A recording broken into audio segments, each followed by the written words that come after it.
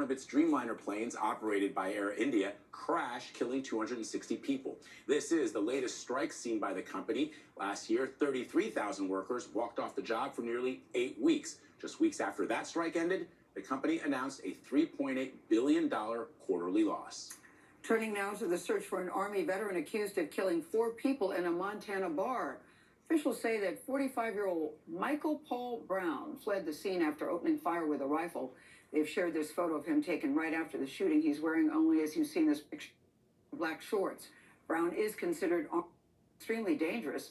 Omar Villa from Anaconda, Montana, with the latest on the story. Omar, good morning to you.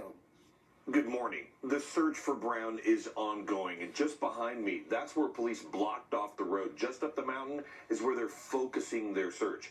Brown served in the Army and in the State National Guard and is an avid outdoorsman. Tragedy struck the small, tight-knit mountain town of Anaconda, Montana on Friday.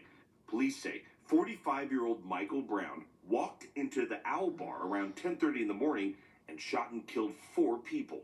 The victims, 64-year-old bartender Nancy Loretta Kelly and 3 patrons, 59-year-old Daniel Edwin Bailey, 7-year-old David Allen Leach, and 74-year-old Tony Wayne Palm.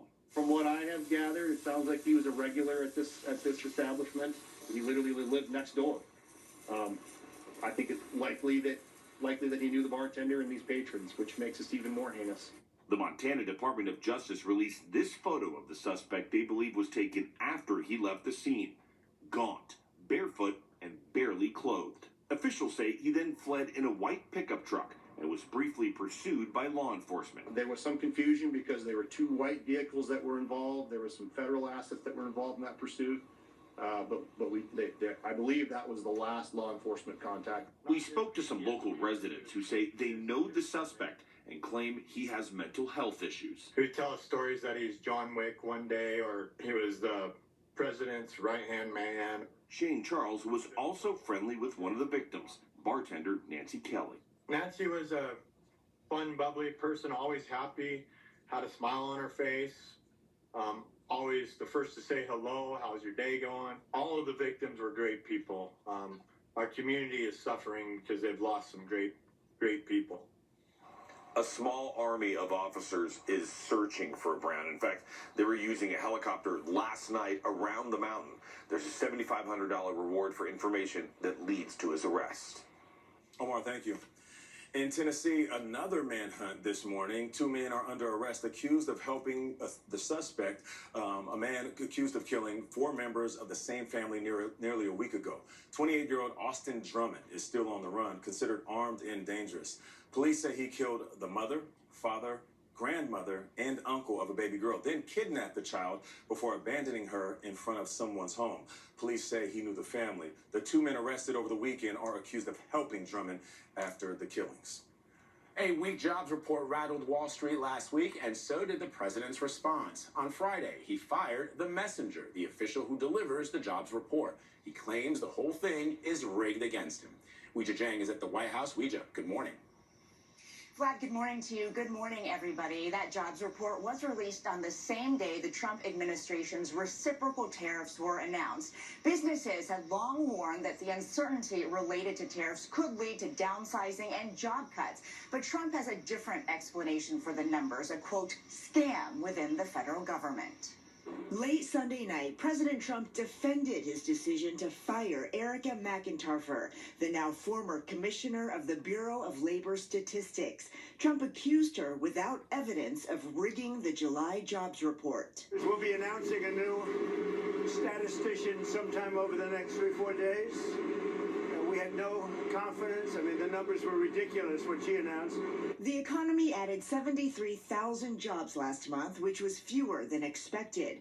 May and June were revised downward by over 250,000. Asked if there was evidence the numbers were rigged, National Economic Council Director Kevin Hassett said the revisions are the evidence. There have been a bunch of patterns that could make people wonder, and I think the most important thing for people to know is that it's the president's highest priority that the data be trusted and that people get to the bottom of why these revisions are so unreliable. Trump claims it's not the first time McIntyre has manipulated the numbers. If you remember, just before before the election, this woman came out with these phenomenal numbers on Biden's economy. Phenomenal numbers.